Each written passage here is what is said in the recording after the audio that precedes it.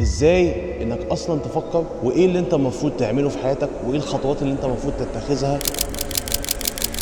وازاي ان انت تبتدي مشوارك على الانترنت لو انت عاوز تعمل فلوس اونلاين وكل الكلام ده. لو واحد مصري مش مهندس او دكتور او صيدلاني فهو كده ولا حاجه. بجد انا كنت واصل لمرحله من الغباء والجهل مش طبيعيه والله العظيم. انت ليه اصلا عاوز تنجح؟ انت ليه اصلا عاوز تعمل فلوس؟ ان في يوم وليله الشركه قفلت نص الموظفين، فالمهم قلت اوبا الحته دي نوقع دلوقتي. والله العظيم الفيديو ده هيبقى من اصدق واهم الفيديوهات اللي انت هتشوفها في حياتك في رايي المتواضع. وبجد بجد بعد ما تخلص مشاهده الفيديو ده اوعدك ان طريقه تفكيرك هتتحسن جدا وعقليتك هتبقى اقوى، وفي نفس الوقت هحطك على الطريق المظبوط اللي هو ازاي انك اصلا تفكر وايه اللي انت المفروض تعمله في حياتك وايه الخطوات اللي انت المفروض تتخذها، وازاي ان انت تبتدي مشوارك على الانترنت لو انت عاوز تعمل فلوس اونلاين وكل الكلام ده. بس قبل ما اقول لك كده عاوزكم بس يا جماعه تبصوا على المنظر الجميل ده. طيب هو ده هيبقى فيديو وفي نفس الوقت فلوج، تمام؟ هيبقى راي، يعني انا مش هعمل اديتنج او اي حاجه من الحاجات دي. فخليني اقول لكم الاول انا مين، بفضفض معاكم يعني زي اصدقائي مثلا. انا اسمي طارق شعبان وانا خريج هندسه كمبيوتر اللي هي سوفت وير انجينيرنج، تمام؟ وانا اشتغلت في شركات مختلفه. بس عشان اقول لكم القصه من البدايه خالص، عشان انا حاسس ان انا ابتديت القصه من النص. انا اتولدت في بيت مصري زي اي بيت مصري. والدي والدتي يعني من اللي هم اولد سكول، النظام القديم. والدي بيشتغل، والدتي ما كانتش بتشتغل، ولكن هم بعد ما اتجوزوا هاجروا، تمام؟ راحوا كندا.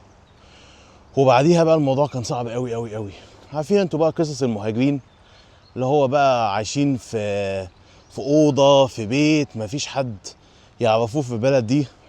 ساعتها اخويا الكبير محمد كان مولود، والدتي كانت بتشتغل، والدي كان بيشتغل وكان بيدرس في نفس الوقت عشان يعمل المعادله. فالموضوع كان صعب قوي. ولما انت تنشأ على فكره تسمع القصص دي بيبقى عندك حافز ليه قويه قوي، فاهمني؟ المهم بعديها رحنا السعوديه، بعديها مصر، وعشت في مصر كتير قوي. عشت في مصر حوالي 14 15 سنه، مده زمنيه طويله. يعني اتربيت في مصر ونشأت في مصر وكل الكلام ده. وانت فاهم بقى، فاهم انت فاهم الدنيا في مصر عامله ازاي والتفكير في مصر عامل ازاي. وعلى فكره هو ده اللي انا بحاول ان انا يعني اوعيه، او هو ده اللي انا بحاول ان انا اغيره من وجودي على السوشيال ميديا، من ان انا بتكلم بالعربي. المهم نشأت على فكره ان الوظيفه اهم حاجه، والجامعه طبعا اهم حاجه، وان الشهاده اهم حاجه. المهم دخلت طبعا كمهندس. انتوا فاهمين لو واحد مصري مش مهندس او دكتور او صيدلاني فهو كده ولا حاجه. مع الاسف طبعا مش صح. المهم دخلت هندسه في الاول دخلت هندسه مدني، تمام؟ سيفل انجينيرنج. وبعديها سالت نفسي وانا ليه داخل الهندسه دي اصلا؟ يعني ليه؟ وبعد كده لقيت نفسي بقى ان انا ايه؟ لقيت نفسي ان انا عمري في حياتي ما خدت تشالنج. يعني عمري في حياتي ما خدت يعني عمري ما تعديت مشكله بجد، او عمري ما عملت حاجه تثبت لي ان انا عندي الثقه بنفسي. فاهمين قصدي؟ يعني دايما احنا بنتولد وبننشا وبنكبر على فكره ايه؟ انت حبيبي تستاهل كل خير وانت كويس وانت الكلام اللي هو الاهالي ده، الكلام اللي هو ايه؟ المرهمه يعني. المهم قلت لنفسي انا لازم اعمل حاجه، تمام؟ والحاجه دي بكل بساطه تديني الثقه بالنفس. بس قبل ما احكي لكم على اللي حصل في هندسه الكمبيوتر، انا كنت تخين جدا، تمام؟ جدا، لحد سن 15 سنه او 16 سنه، 15 سنه على ما اظن. وابتديت اروح الجيم وانا عندي 15 سنه. وهوريكم الشكل كنت عامل ازاي بعد تقريبا سنه ونص او سنتين. لدرجه ان انا وانا في الجيم بجد بجد في واحد، انا كنت دايما بحب ان انا اتصور في المرايه. بصوا يا جماعه ما شاء الله، اظن مفيش واقعيه اكتر من كده. المهم انا كنت بحب جدا ان انا اتصور في المرايه كده بعد ما اخلص بعد ما اخلص التمرين. والله العظيم يا جماعه واحد جه قال لي بص يا باشا، نصيحه من اخوك، ما تعملش كده تاني. فانا اللي هو قلت له ما اعملش ايه بالظبط؟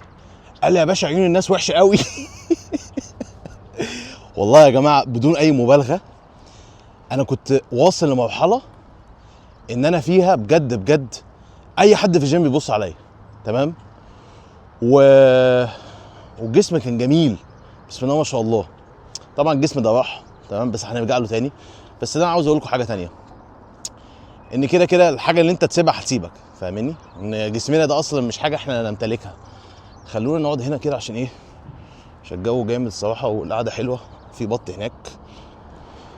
المهم نرجع تاني بقى السبب اللي انا دخلت فيه هندسه بعد مدني. فالمهم قلت اوبا حته دي نوقع دلوقتي. المهم يا رجاله نقف كده عشان ما نقعش. المهم قلت لا، قلت انا لازم يبقى عندي حاجه تانية تديني الثقه بالنفس، فاهمني؟ فايه الحاجه التانية دي؟ انا هعمل حاجه وهخش حاجه وهتعلم حاجه انا عمري في حياتي ما اتعلمتها. وكانت كانت هندسه كمبيوتر، سوفت وير انجينيرنج. مخبيش عليكم انا كنت اسوأ واحد في الكمبيوتر. انا يعني بص اغبى واحد في العالم تقريبا، انا كنت ممكن ابقى اسوأ منه. بجد انا كنت واصل لمرحله من الغباء والجهل مش طبيعيه والله العظيم. لدرجه ان انا في ثالثه ثانوي كان في كده ماده كمبيوتر، وانا كنت اي جي بس. المهم يعني كان في ماده كمبيوتر، الماده دي الراجل المدرس كان بيقول لنا، كان اسمه مستر مصطفى، الراجل ده كنت بحبه جدا بجد. المهم كان بيقول لنا هتلاقي الفايلات على الديسكتوب. كان معايا صديقي ابراهيم اللي هو في فلوج بتاع مرسى علم. فانا هو بقول له بوشوشه كده، بقول له ابراهيم هو ايه الديسكتوب ده؟ قال لي والله كنت لسه جاي اسالك. فاللي هو نهار اسود، اتنين اغبياء قاعدين جنب بعض، فاهمني؟ المهم يعني تعدي الايام والاقي نفسي ان ده تخصصي وان انا مهندس كمبيوتر. والحمد لله الواحد اتعلم وذاكر، والحمد لله الواحد اتخرج، والحمد لله الواحد اشتغل في شركات كبيره، والحمد لله كل الكلام ده. بعديها بقى اول شركه خالص اشتغلت فيها كانت شغال ك فول ستاك ديفلوبر سلاش سوفت وير انجينير. كنت بعمل بقى حاجات ليها علاقه بالباك اند والفرونت اند والداتابيز وكل الكلام ده. وحصل حاجه غريبه جدا. الحاجه دي ان في يوم وليله الشركه قفلت نص الموظفين، نصهم. وانا ساعتها اللي هو ايه ده انا مش فاهم اصلا انا مرفوض ولا. وبقى اللي بتعيط بقى واي لوست ماي جوب، واللي فاهم عمال يعيط، واللي عمال يلم حاجته من على المكتب. واطلع الدور اللي فوق، يا جماعه ده ناس مش موجودين بجد، انتوا استفدتوا بجد، الموضوع حقيقي مش هزار. وانا مش فاهم بجد، مش فاهم. طب يعني هيقولي قولوا لي. المهم عمري في حياتي ما انسى اليوم ده. المكان ده او الشركه دي كانت بعيده عن بيتي حوالي ساعتين، كنت باخد لها 4 باصات. والله يا جماعه ساعات 3 وبتمشى مثلا ربع ساعه، بس دايما باخد لها 4 باصات. المهم عشان الفتره دي ما كانش معايا فلوس اجيب عربيه خالص. المهم في اليوم ده بقى وانا راجع بقى فاهم، حاطط ايدي على خدي كده وعمال اسمع بقى اغاني حزينه. مش بقول لحد يسمع اغاني، تمام، انا بقول لكم اللي حصل، لكن انا عارف ان هو ذنب والله. فاشكركم الناس اللي عايزه تنصحني بجد، ربنا يخليكم من قلبي. فالمهم انا حزين. طب وبعدين يعني ايه؟ يعني كده الوظيفه مش امنه زي ما بابا وماما والمجتمع واهلي بيقولوا لي. اللي هو ايه يا حاج في ايه؟ ما انت طول حياتك بتقول لي وظيفه. طب وبعدين؟ يعني انتوا جايين تهزروا معانا ولا ايه؟ فدخلت بقى على اليوتيوب وقلت how to make money online، ازاي تعمل فلوس اونلاين. ودي اصلا كانت غلطه شرحتها لكم قبل كده، قلت لكم ان انت ما بتعملش فلوس. الفلوس دايما في كونستنت فلو ستيت، يعني الفلوس بتروح من مكان لمكان، انت بتاخد فلوس ما بتعملش فلوس. المهم طبعا انا مش فاهم حاجه، فاهمني؟ الكلام ده مثلا من من 5 سنين او من 6 سنين. انا مش فاهم حاجه، وشايف بقى كميه حاجات بقى اونلاين وانا اصلا بالنسبه لي ان انا اعمل فلوس اونلاين دي حاجه غريبه. اي نعم انا كنت عملت كام حاجه مختلفه. مثلا وانا في 6 ابتدائي، تمام، في 6 ابتدائي يا جماعه انا كنت ببيع فطير لاصحابي كنت بجيبها ب 2 جنيه ونص ولا 2 جنيه وابيعها لهم ب 5 جنيه. وبعد كده عشان اوسع البيزنس رحت جبت 2 صحابي برضه من الفصل الثاني، قلت لهم بقول لكم ايه، انت بقى تجيب لي سندوتشات شاورما وانت تجيب لي سندوتشات جمبري ونوسع البيزنس. والله يا جماعه اول اسبوع تقريبا عملنا من 3000 جنيه ل 4000 جنيه، ممكن كمان 5 بس انا مش متاكد يعني، بس هو مش اقل من 3000 جنيه. وعلى فكره 3000 جنيه دي ده بس عشان تبقوا فاهمين ده رقم كبير جدا يعني. ده رقم كان يكفي بيت. تتكلم مثلا من سنين كتير قوي يعني 15 سنه مثلا او ممكن اكتر، ما علينا. المهم نظره المدرسه ربنا بقى يجازيها، او يعني ربنا يكرمها ايا كان، او ربنا يرحمها، ممكن تكون ماتت. المهم قفلت لنا البيزنس عشان الكانتين اللي تحت كان مع الاسف ضدنا. طبعا ما احنا كنا مقفلين عليه بجد بجد. كنت بخش يا جماعه المدرسه اقسم بالله شايل شنط اللي هو بكلم الفلاح فطاطي بقول له جهز لي 100 فطيره 100 فطيره سكر. وفي بقى كنا بنبيع فطيره النوتيلا، انا كنت ببيعها ب 20 جنيه واروح اجيب من السوبر ماركت 4 تشيكسو. الناس اللي عارفين تشيكسو بتاع الشوكولاته الرفيع ده كنت بحطها عليها، كان شغل زي الفل. المهم انا يعني من صغري بحب البيزنس عموما وبحب البيع والشراء وكل الكلام ده. فبعديها برضو عملت كام حاجه تانية بس ما ظبطتش. المهم بقى في 2020 زي ما بقول لكم قعدت بقى افهم وانا ازاي الاقي فلوس، ازاي اعمل فلوس اونلاين. طب ايه، طيب ماشي، لقيت بقى حاجات كتيره بقى. اس ام ام اي اللي هي السوشيال ميديا ماركتنج ايجنسي، لقيت دروب شيبنج، لقيت دروب تقريبا دروب سيرفيسنج او دروب سيرفيس، مش فاكر والله، اللي هو انت تبقى ميدل مان لحد بيوصل سيرفيس لحد تاني، يعني زي الدروب شيبنج بس بدل برودكت هتبقى سيرفيس. عربيه هتشيلنا. المهم قلت خلاص انا هبتدي ان انا ابيع اونلاين، ولكن هعملها باختلاف. انا هبيع اونلاين بشكل مختلف مش زي الناس العاديه. انا هبيع، معلش يا جماعه ثانيه واحده، حاسس ان انا ما بصورش. لا بصور مش هينفع كل ده يروح الصراحه. المهم قلت انا هبيع اونلاين بس بشكل مختلف، تمام. طيب انت هتعمل ايه؟ لقيت الناس كلها بتعمل ستور ويب سايت ويحطوا بقى كل البرودكتس. قلت انا هعمل 1 برودكت وافهم بقى الدنيا، وقعدت اتعلم اكتر عن الماركتنج واتعلم اكتر عن يعني ايه مثلا دايركت سيلز ماركتنج، يعني ايه اصلا كوبي رايتنج، يعني ايه ان انت تكتب كلام على الويب سايت والكلام ده ببساطه يجعلك ان انت تخلي الناس ان هم يشتروا كل الحاجات دي، وفيديو اديتنج بقى وجرافيك ديزايننج كله. المهم فتحت اول ستور، عملت له خلاص لانش وبقى اونلاين. فين السيلز؟ مفيش سيلز، تمام ماشي. بقول له ماما ايوه ماما انا عملت 1 2 3 ايه فلوس فين؟ قالت لي حبيبي معلش استنى بس ادعي ربنا وان شاء الله هيجي لك شويه سيلز. المهم عدى ساعه مفيش حاجه، عدى ساعتين مفيش، عدى يوم كامل مفيش، يوم التاني برضه مفيش. هو ايه يا جماعه ده؟ المهم بقى فهمت ان احنا محتاجين ترافيك، وان انت ببساطه الويب سايت لوحده محدش هيعرفه، وحاجات كتيره بقى، وازاي اصلا يعني ايه اصلا الترافيك، ويعني ايه اصلا تجيب الناس وكل الكلام ده. المهم ويب سايت في التاني في التالت في الرابع في الخامس في السادس مفيش حاجه. طيب ماشي، بعد سنتين قلت خلاص كده انا اتعلمت حاجات بما فيه الكفايه، وانا البيزنس موديل ده مش ماشي معايا. وبعدين اصلا مؤخرا عرفت ان البيزنس موديل ده مع الاسف في كلام فيه شبهه، فعشان اتقي الشبهات حمدت ربنا الموضوع ما ظبطش اصلا من البدايه. المهم بقى في بدايه 2022 ابتديت على السوشيال ميديا، تمام. وبكل بساطه استخدمت جابانيز فلسفي كده اللي هي ايه اسمها ايكي جاي ده بتسال نفسك 4 اسئله: ايه اللي انت بتحبه؟ ايه اللي انت كويس فيه؟ ايه اللي العالم محتاجه؟ وايه اللي ممكن يدفع لك عليه فلوس؟ ولقيت ان انا الحمد لله كويس شويه في التك وشويه في الماركتنج. قلت خلاص انا هعمل شويه فيديوهات هعلم الناس ازاي يستخدموا الاي اي بقى والتك والحاجات دي، واعلمهم شويه حاجات على الماركتنج من الحاجات اللي انا اتعلمتها لما ببساطه فشلت. وعلى فكره برضو انا ضمن الستورز اللي انا فتحتها شويه حاجات عملوا سيلز، يعني مش كلهم ما عملوش، لا في منهم عملوا سيلز بس ما كانتش سيلز بالكثره، يعني فاهماني. المهم خليني يا جماعه اوريكم الفيو شويه عشان انتوا اكيد زهقتوا من وشي. المهم يا رجاله ويا بنات برضه ايا كان اللي هيشوف الفيديو ده، مش محدش يقول لي انت بقى ايه الجو ده، لا عادي جدا. المهم في في اخر 2022 لقيت نفسي بقى ايه، لقيت نفسي الاكونت بتاعي اللي بالانجليزي وصل ل 250,000 متابع.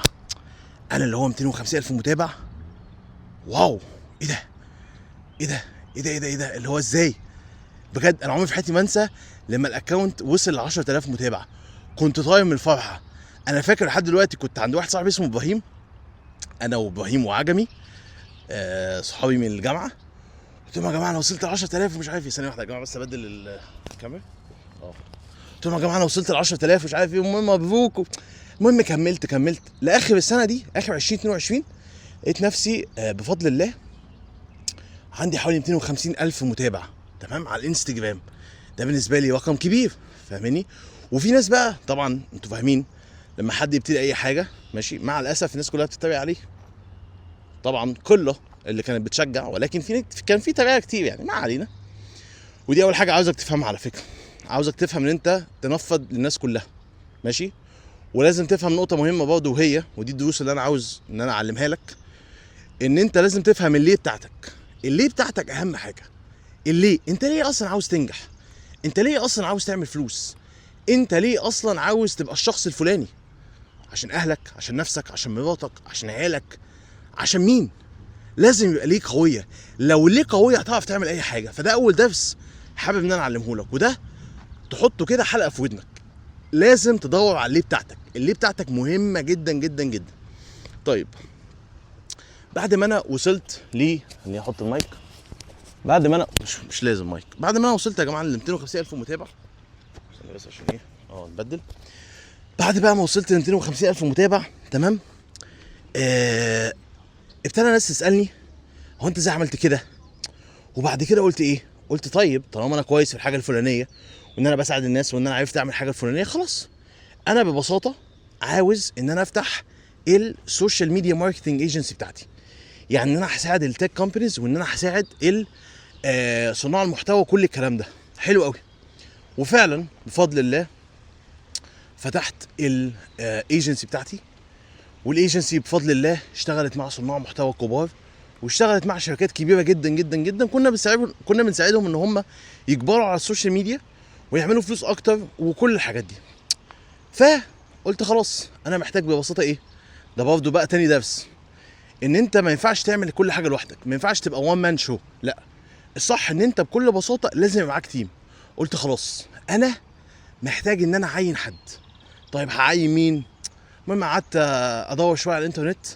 واحد قال لي طب ما تعين مصريين. اكون معاكم صريح، انا قلت له لا المصريين ما مش الطف حاجه. وده كان اكبر غلط انا عملته في حياتي، لما قلت لهم المصريين مش اجمل حاجه. ما كنتش اعرف ان المصريين دبابات والله العظيم. لكن بالطبيعه العامه او يعني ايه، في كده مع الاسف ستيريوتايب عندنا اللي هو ايه، اللي هو المصريين مش اجمد حاجه. لا انا بقى بقول لك دلوقتي المصريين اجمل حاجه. من واحد اشتغل والتيم بتاعه كله اغلبيته مصريين، اجمد حاجه بسم الله ما شاء الله، بجد اجمد حاجه. المهم يا رجاله عينت اول واحده خالص، كانت من فلبين، ودفعت لها حوالي 250 دولار تقريبا. المهم بعديها الحمد لله الموضوع كبر، ابتديت اعين ناس اكتر. وبعديها بقى عينت اول فيديو اديتور. اول فيديو اديتور ده كان بكل بساطه كان مصري، وكان عنده حوالي 15 سنه على ما اظن، 15 سنه او 16 سنه. المهم بعد مثلا شهر ونص قال لي انا مش قادر اكمل عشان هو اهله كانوا ضاغطين عليه. المهم يعني قلت له طب هات لي حد تاني. جاب لي بقى مين؟ جاب لي نور، اللي هو دلوقتي معايا في ماني لاب يونيفرسيتي، واللي اتحول من موظف في الايجنسي ليه ان هو دلوقتي يعني يمتلك بياخد شيرز يعني من الشركه وبروفيت يعني. المهم نور في البدايه كان اول واحد مصري بجد اتعامل معاه واحسه فعلا ان هو لا هو عاوز يتعلم، هو تايه بس هو عايز يتعلم بجد، فاهمني؟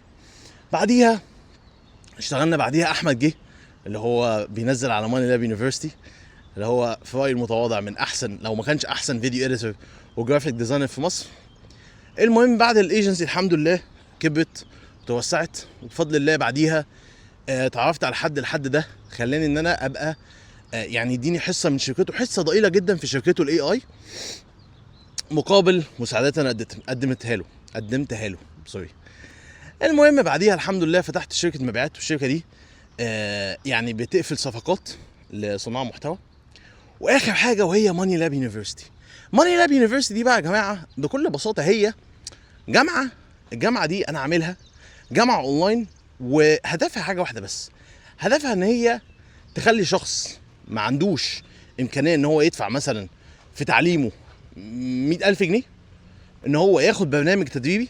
في عندنا كورسات ببلاش كتير جدا، فان هو ياخد برنامج تدريبي، والبرنامج التدريبي ده بكل بساطه يعلمه مهارات الدخل المرتفع. طيب انا حكيت لك قصتي كلها ليه بقى؟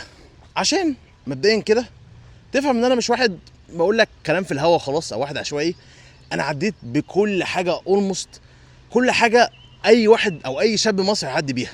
فكره ان انت تبقى تايه، فكره ان انت تبقى مشتت، فكره ان انت يجي لك مع الاسف احباط من اهلك، او احباط من صحابك، او احباط من المجتمع، انك تفشل، انك تنصب عليك. طبعا في كميه نصب حصل لي وكميه فشل مش طبيعي، والله ما طبيعي.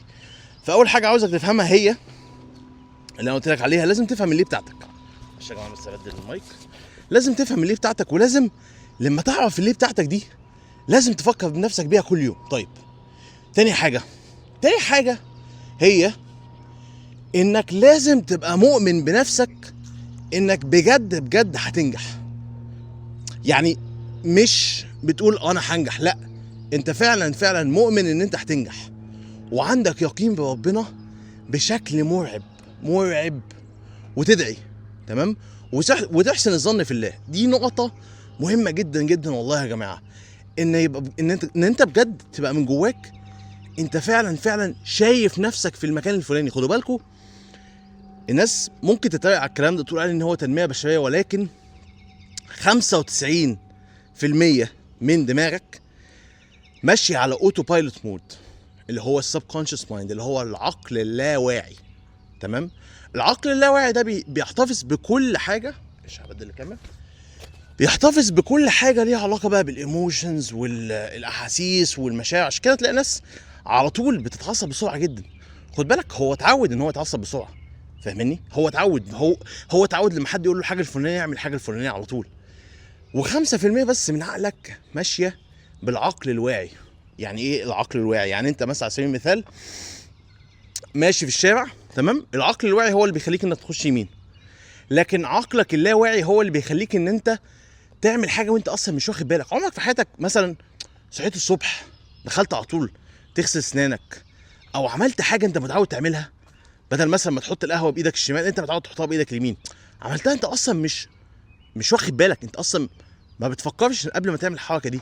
ليه؟ لان احنا اغلبيه حياتنا واغلبيه الاوقات عقلنا ماشي على الاوتو بايلوت مود، اللي هو عقلك اللاواعي. طيب فدي نقطه مهمه جدا، ودي تاني حاجه عاوزك تفهمها. طب تالت حاجه عاوزك تفهم ان الناس مالهمش اي تحكم عليك، بمعنى ان انت سواء نجحت او فشلت فانت بتعمل الموضوع ده عشان نفسك.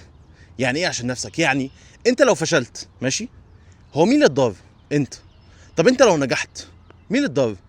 او سوري مش مين اللي اتضرر، مين اللي اتنفع من الحاجه الفلانيه؟ برضو انت. طبعا انت هتدي لاهلك يعني هتصرف على اهلك وكل الكلام ده، وهتجيف باك وكل الحاجات الحلوه دي، ولكن المنتفع الاول والاخير هو انت مش اهلك. انت اللي هتبقى فخور من نفسك، انت اللي هتبقى بكل بساطه بتبص على نفسك زمان كده وانت فاهم كنت تايه ومش فاهم اي حاجه ومتلخبط وي ودلوقتي تقول لنفسك الحمد لله، والله الحمد لله يا رب انت ساعدتني، يا رب انا عملت 1 2 3 كل الكلام ده. طيب رابع حاجه ودي اغلبيه الشباب بتعاني منها، وهي فكره ان هم تايهين، هم مش عارفين اصلا يعملوا ايه، مش عارف يتعلم ايه، مش فاهم اعمل ايه، اتعلم ده ولا اتعلم ده، ولا اعمل ده ولا اعمل ده. ما فيش شخص الفلاني المؤثر بيقول لك اتعلم الفيديو اديتنج، في التاني بيقول لك اتعلم سوشيال ميديا ماركتنج، في التالت بيقول لك اتعلم ميديا باينج، في رابع بيقول لك اتعلم برمجه. فالناس بقت تايهه. فعشان كده عاوزك ان انت تعمل او تستخدم الاسلوب الياباني، فلسفه الحياه اليابانيه اللي هي الايكي جاي. تمام؟ تسال نفسك انت بتحب ايه، انت كويس في ايه، ايه اللي العالم محتاجه، وايه اللي انت ممكن تدفع لك عليه فلوس. خدوا بالكم دي نقطه مهمه جدا. انت ممكن تكون بتحب حاجات ومحدش طالبها خالص، مش مطلوبه تماما، فاهمني؟ فدي نقطه مهمه. طيب خامس حاجه ودي ممكن كذا حد اتكلم عليها، ولكن انا حابب ان انا بجد اوضحها لكم بالشكل المظبوط. الناس اللي حواليك يا جماعه، برأي متواضع، هم من اكتر الحاجات اللي بجد هتأثر عليك وهتقول لك وهتبين لك انت هتنجح ولا لا. ليه بقى؟ لان ببساطه لو انت كل يوم ما بتتقدمش، فانت خد بالك مش واقف مكانك، انت بترجع لورا. يعني ايه الكلام ده؟ يعني بكل بساطه غيرك او منافس ليك، خد بالك الحياه كلها منافسه، لازم تفهم النقطه دي. في واحد تاني نفسه يشتغل الشغلانه اللي انت نفسك فيها، لكن هو مش عاوز يبطل شغل، فاهمني؟ فدي نقطه مهمه جدا. وفي نفس الوقت كده ربنا هيسالنا على كل حاجه احنا بنعملها في حياتنا. فانت لو ما اتحسنتش انت عملت ايه؟ فاهمني؟ طيب الحاجه اللي بعديها، لازم تتخلص من عقده او مرض في رايي المتواضع، وهو اسمه مرض الاستحقاق او الاستحقاقيه. اللي انت دايما بتقول لنفسك انا استحق، انا المفروض يجي لي كذا، هو انا ليه بقبض 2000 جنيه بس، انا المفروض اقبض 20000 جنيه. ايوه، مين اللي قال كده يا ابني؟ لازم تفهم قيمتك في سوق العمل حاجه، وقيمتك مع اصحابك واهلك حاجه تانية خالص. انت قيمتك في سوق العمل بتتحدد بنضاره الحاجه اللي انت بتقدمها. يعني انت مثلا لو انت دكتور جراح شاطر جدا، ليه الدكاتره الجراحين الشطار بياخدوا فلوس اكتر بكتير من اي دكتور تاني؟ لان هو بيقدم حاجه مختلفه، فاهم؟ لان هو بيقدم حاجه نادره، لان مش كل الناس تقدر ان هي تقدم الحاجه دي. او مثلا مهندس معماري او ايا كان محاسب شاطر جدا، لان هو عنده القدره ان هو يوفر لصاحب البيزنس ده كميه فلوس كتيره جدا، فاهمني؟ فدي نقطه يا جماعه مهمه جدا لازم تفهموها، لازم تفهم الموضوع ده بجد والله.